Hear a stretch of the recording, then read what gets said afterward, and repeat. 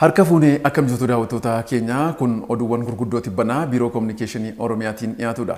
Oduuwwan keenya gurguddoo tibbanaan dhimmoota siyaasa dinagdee fi hawaasummaa kan biyyaa fi naannoo qabannee dhiyaanneerra. Oduu waliin Ana Marshaa Shophaatii nu waliin tura. Injifannoon bitootessa 24 bu'aa wareegama qaalii jaarraa tokkoof walakkaatii jedhan. Pirezidaantii Ittaanaan Mootummaa Naannoo Oromiyaa Obbo Awwaluu Abdii. Pirezidaantii Ittaanaan Mootummaa Naannoo Oromiyaa Obbo Awwaluu Abdii injifannoo bitootessa 24 sababeeffachuun hiriira deeggarsaa hawaasni godina Shawwaa Lixaa magaalaa Ambootti geggeesse irratti argamuun ergaa dabarsaniin biyyi keenya mootummaa jijjiiramaan erga hoogganamuu eegaltee bu'aawwan lakkaa'aman gama hawaasummaa, dinagdee fi siyaasaatiin argame agarsiiftuu milkaa'ina badhaadhinaatii jedhan. Bitootessi 24 uummata Oromoo dabalatee sabaaf sablammoota biyyattiitii fi guyyaa addaa ta'uu kaasanii mootummaan naannoo Oromiyaa nageenyaa fi soomarratti xiyyeeffatee hojii hojjechaa jiruun injifannoowwan boonsaan gama maraan galmaa'aa jiru cimee kan itti fufu ta'uu Obbo Awwaluun kan ibsan torban kana keessa.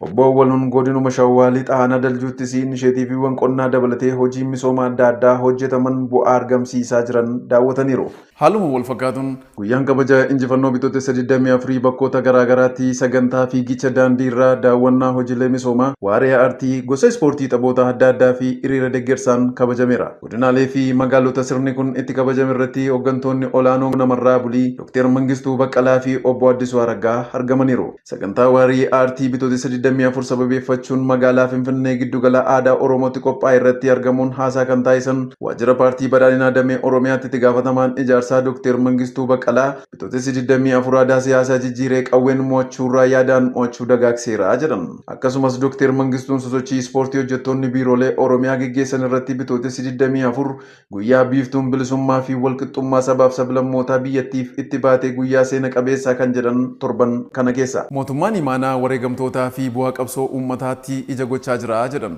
Hoogganaan biiroo kominikeeshinii Oromiyaa Obbo Haayiluu Addunyaa sagantaa agarsiisa suuraa imala mootummaa naannoo Oromiyaa giddugala aadaa Oromootti agarsiifamaa jiru irratti. Dabalata oduu kanaa Gaaddisee Ittaanaa akka taanutti qindeessiteetti.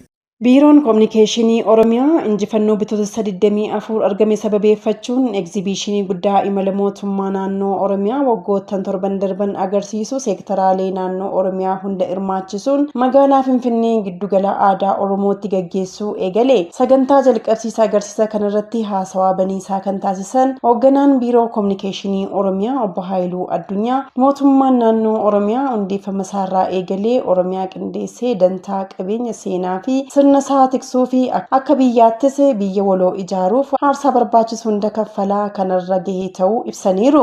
Kanaanis Oromiyaan dhaabbilee mootummaa uummata tajaajilan aadaa, duudhaa, seenaa fi sirna isaa tiksanii fi obbolummaa isaa jabeessan ijaarrachuun naannoo imala jijjiiramaa akka biyyaattis eegalee gama hawaasummaa, dinagdee fi siyaasaanis bu'uureessaa jirtu ta'uu himuun barii injifannoo irraa eegalee naannoo fi biyya keenya hooggansa yaadee karoorsee uummata isaa qindeessee hojjete milkeessuu argachuu isheetiin qormaattota qolachaa imala badhaadhinaa hadiida isaa qabatee saffisa barbaadamuun fuula duratti akka imalu taasifamee jiraachuu dubbataniiru. Injifannoo dhugaa Oromoo fi saboota mul'isee maqaa gaarii keenya sadarkaa idila addunyaatti ol kaasee ashaaraan dhaloota haaraas galmaa'uu kaasuun injifannoowwan galmaa'aa dhufanii fi jiran dilbii qabeenya uumamaa fi namtolchee Oromiyaan qabdu beeksisuu, kuusuu, qindeessuun dijitaala Oromiyaa milkeessuuf biiroon kominikeeshinii Oromiyaa ergama kennameef galmaan ga'uuf kutannoon hojjechaa jiraachuu ibsaniiru. Hojiin agarsiisa egzibiishinii imala mootummaa naannoo Oromiyaa waggoottan 30 darbe bara 2016 agarsiifameen milkaa'ina injifannoowwan gurguddaan galmaa'an ijaa fi gurra uummataa ga'uun ijaarsa maqaa gaariifis oolchuun danda'amuu himuun hanqina ragaalee kuusuu fi dhalootaaf dabarsuu wajjin walqabatee jiru furuun ragaa mootummaa naannoo Oromiyaa sassaabuu kuusuun dijitaalaa'ee giddugala ragaattis itti fufiinsaan akka daawwatamuuf qorannoowwaniifis akka ooluuf bu'uurri kaa'amuu kan danda'ame ta'uu Obbo Haayiluun eeraniiru.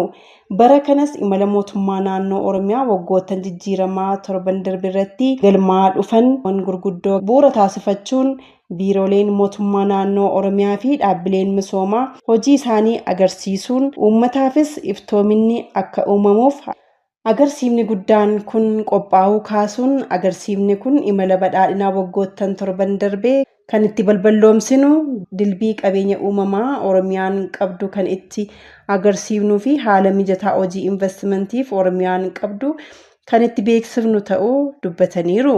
Qabeenya guddaa qabnu qabannee waltajjii agarsiisa guddaa akkasii uumuun uummataan akka daawwatamuu fi egereef ragaan akka ol kaa'u kan taasisee bu'aa injifannoo hooggansaa fi uummata keenyaa ta'uu eeruun mootummaan keenya imaanaa wareegamtootaa fi bu'aawwan qabsoo uummataa ija godhachuun galma boloo sabaa milkeessuuf mootummaa cimaa fi biyya jabduu ijaaraa jiraachuu obbo Haayiluun kan ibsan torban kana keessa.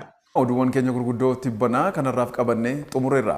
Qopheessuun kan isin faana ture ani Marshaa Shophaan ture. Odeeffannoo dabalataa fuula Feesbuukii, Yuutuubii, Teelegiraamii, Tiiktookii fi kallacha Oromiyaa hordofaa isiniin jechaa torban oduuwwan kan biroo nagaa walitti deebinutti nagaan nuuf tura.